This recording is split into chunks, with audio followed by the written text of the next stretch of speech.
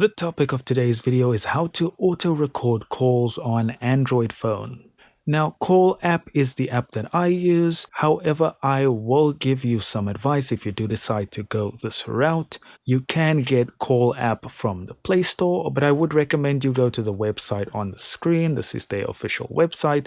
And click on install from here. It'll install an older version in which automatic call recording can be activated.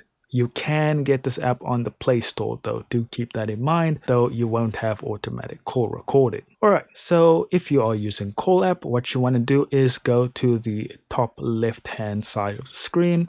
Then you want to click on Settings. In here, you'll click on Recorder, and then you'll just click on Auto Record.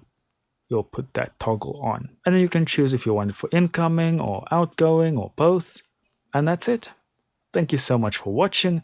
Do consider liking and subscribing, and I'll see you in the next video.